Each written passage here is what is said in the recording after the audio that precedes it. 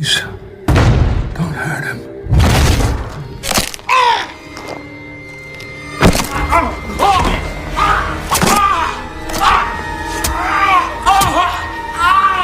Hai gambar kabarnya Pito, alhamdulillah. Setelah sekian lama saya bermeditasi dan berpikir apakah harus mengupload video atau tidak. Karena jujur ya, saya takut mengganggu puasa kalian. Tapi karena melihat respon kalian yang begitu hangat, untuk saya tetap upload lagi. Jadi saya turuti permintaanmu kawan. Di video kali ini saya akan menceritakan sebuah film yang begitu kontroversi dan sangat unik ya. Karena aktris di film ini hanya berakting tidur tanpa sepatah kata pun. Namun harus fugil dan tanpa busana selama pembuatan film ini dibuat. Waduh, dari awal sampai ending. Dan aktris cantik ini bernama Alwen Kelly. Cek aja IG-nya, cari aja Alwen Kelly di Google. Nanti muncul dah IG dan segala macamnya pokoknya. Siniat ini loh. Tapi selain keunikan dalam pemrosesan film, ternyata tersimpan ketegangan yang benar-benar bikin tegang. So, tanpa berlama-lama buat kalian jangan lupa bayar parkir dan tonton video ini sampai habis. Check this out.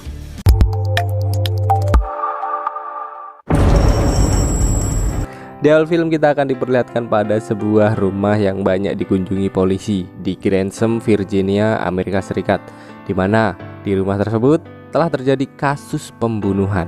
Sheriff yang ada di TKP menemukan 3 mayat yang dibunuh dengan cara tak biasa. Namun stafnya tiba-tiba menemukan 1 mayat perempuan dengan semangka mulus yang tergantung. Anehnya, mayat ini terkubur setengah badan dan tidak ada bekas luka sama sekali, yang berarti mayat tersebut bukan korban pembunuhan. Mayatnya juga nggak bisa diidentifikasi karena tidak memiliki sidik jari, sehingga para sheriff menyebutnya Jane Doe, yaitu sebutan untuk wanita yang nggak dikenal. Tapi ada satu lagi kejanggalan di TKP, nggak ada tanda-tanda barang dicuri dan nggak ada tanda-tanda ada orang yang menerobos masuk ke rumah. Malahan para petugas di TKP bilang para korbanlah yang berusaha kabur dari tempat tersebut. Scene lalu berpindah pada kedua orang pria, lebih tepatnya ayah dan anak, Tommy dan Austin, seorang ahli autopsi yang menjalankan bisnis mereka di ruang bawah tanah dan sekarang sedang mengautopsi korban kebakaran. Tommy mengajarkan Austin untuk memperhatikan secara detail dalam menganalisa hasil autopsi. Tommy lalu meninggalkan Austin sendirian untuk membereskan tempat itu. Tak lama setelah itu, Austin seperti mendengar bunyi misterius, lalu segera mencari sumber suara. Dan tiba-tiba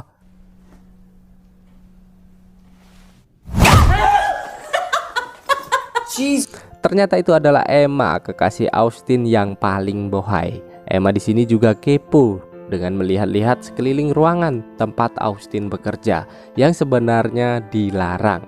Saking keponya, dia juga ingin melihat para mayat yang telah diautopsi.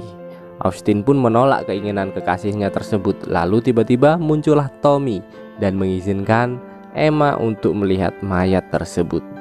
Emma akhirnya dengan dakdikduk cerot melihat 2 mayat dan menyadari kalau ternyata salah satu mayat diberi lonceng. Lalu menanyakan ke Tommy, buat apakah lonceng ini? Lalu Tommy pun menjelaskan bahwa lonceng tersebut untuk berjaga-jaga jikalau mayat itu terbangun. Dengan sedikit ketakutan, Emma dan Austin segera keluar dari ruangan tersebut untuk nonton bioskop dan mantap-mantap. Tapi mereka malah ketemu sheriff yang membawa mayat Jane Doe dan meminta Tom untuk segera mengautopsi hari ini, lalu segera memberikan hasilnya besok pagi karena para wartawan telah banyak bertanya tentang hal ini dan sheriff pun tidak mengetahui penyebab kematian sang Jane Doe. Lalu Austin mengajak Emma ke lantai atas dan berkata bahwa dia belum berani untuk memberitahu ayahnya bahwa telah berencana untuk pindah dan melakukan hal lain dalam hidupnya, sekaligus tak mau meneruskan bisnis keluarganya sebagai penjaga mayat. Emma lalu segera ngajak Austin genjotan, tetapi karena merasa bersalah tentang rahasianya, Austin pun memilih tetap tinggal dan membantu ayahnya untuk mengautopsi Jane Doe, lalu memberitahu pada Emma untuk kembali beberapa jam dan tititku akan milikmu seutuhnya. 11 o'clock, I'm all yours, I promise. And don't smile, because a smile means yes, Know what's in there. Now you're gonna blow your whole game. What? Kemudian, Austin segera kembali ke kamar mayat dan membantu mengotopsi Jendo. Mereka mengotopsi mayat seperti biasanya. Mayat diletakkan di meja biliar dan kamera dinyalakan untuk merekam semua yang mereka lakukan. Tapi baru awal, keanehan mulai terjadi. Dari suara radio yang berubah menjadi creepy hingga berita yang menyiarkan bahwa akan terjadi hujan yang begitu kencang dan badai yang begitu dahsyat. Benar saja, hal itu benar-benar terjadi. Badai datang dan mematikan daya lift ruangan bawah tanah, sekaligus telah merobohkan pohon yang menimpa pintu di ruangan bawah tanah. Namun mereka menghiraukannya dan tetap melanjutkan autopsi dengan membongkar semua organ tubuh mayat Jendo untuk mengetahui tentang bagaimana mayat ini bisa meninggal. Mereka awalnya menemukan tanah gambut di kuku Jendo. Mereka juga memperhatikan bahwa tidak ada luka sekecil pun di tubuh luarnya. Tapi setelah memeriksa bagian dalam tubuhnya, mereka sangat dibuat kaget karena mereka menemukan fakta yang mengejutkan. Jikalau bagian dalam tubuhnya telah hancur, seperti pergelangan tangan dan kaki patah, lidah terpotong, gigi hilang, paru-paru yang terbakar parah, dan organ-organ dalam dengan banyak luka tusukan. Alhasil semakin bingunglah mereka dibuat mayat ini. Bagaimana bisa luka internal yang begitu parah tapi tak meninggalkan sedikit pun luka eksternal.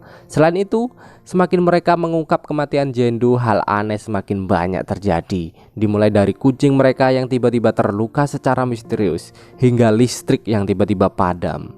Dan parahnya, para mayat yang telah hilang dari lemari penyimpanan. Mereka dengan penuh ketakutan melanjutkan autopsi mayat tersebut, lalu menemukan gigi Jendo yang terbungkus di sebuah kain dan berada di lambung Jendo yang bertuliskan angka Romawi, dan mereka dikagetkan dengan simbol-simbol tato yang berada di bagian dalam kulitnya. Kok bisa? Dan tiba-tiba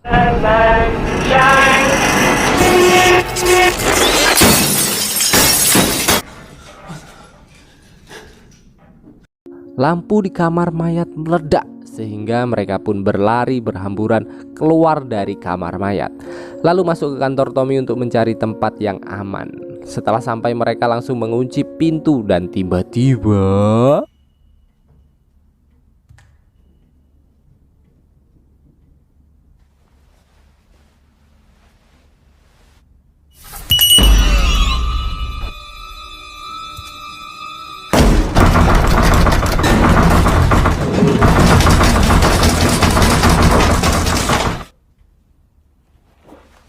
What the fuck is... mereka mendengar suara lonceng mayat yang kabur dari ruang penyimpanan. Tak hanya di situ, sesuatu yang berada di dalam kantor pun mulai menyerang Tommy, yang akhirnya membuat Tommy terluka parah. Dad!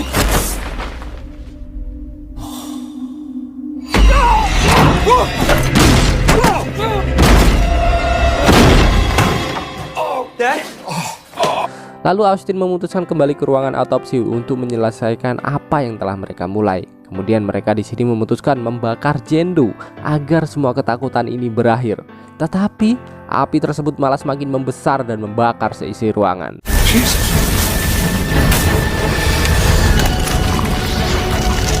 The pen.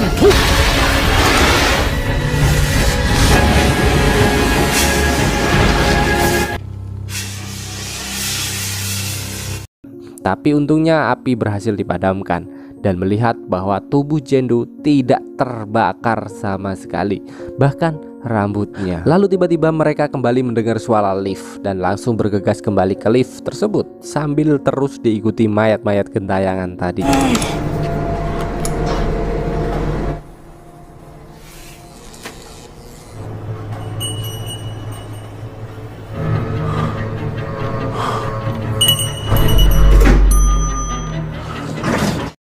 Ketika mereka sampai di lift, tiba-tiba lift macet dan salah satu mayat mulai menyerang mereka. Lalu Tommy dengan sigap mengayunkan kapak ke mayat tersebut, dan faktanya mayat itu sebenarnya adalah Emma, gadis rabi lempit yang tak bersalah apa-apa. Sontak Austin di sini tak mampu menahan emosinya hingga air mata tak henti-henti menetes dari wajah Austin.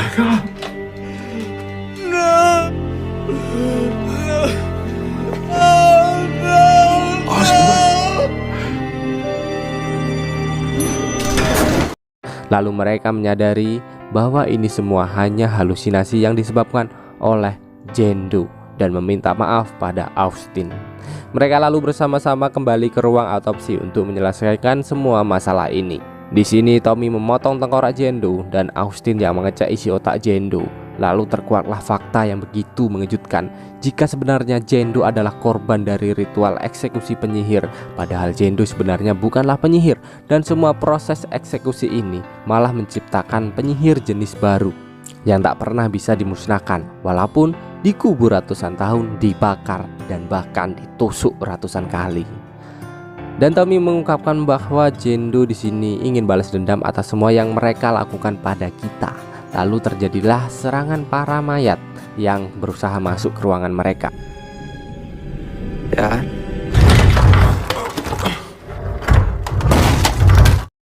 Dan Tommy kemudian berbisik pada Jendo untuk mengatakan, "Ambillah ragaku tapi jangan sakiti anakku."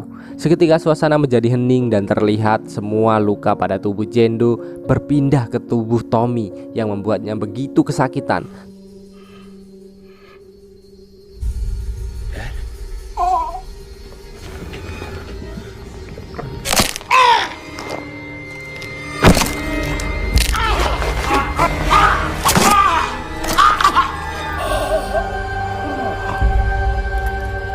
Tommy lalu dengan memohon meminta Austin untuk membunuhnya dengan segera agar mengakhiri segala penderitaan ini. Setelah Austin membunuh ayahnya, lampu tiba-tiba kembali menyala dan badai tampak berhenti. Suasana menjadi tenang, lalu terdengar suara sheriff yang memanggil namanya dan mengatakan telah menyingkirkan pohon yang menghalangi pintu ruangan bawah tanah.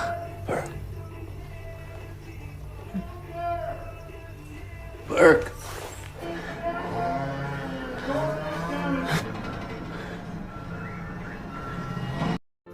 Austin lalu dengan sigap menaiki tangga dan berusaha membuka pintu itu. Tetapi semua yang didengar Austin hanyalah halusinasi saja. Dan tiba-tiba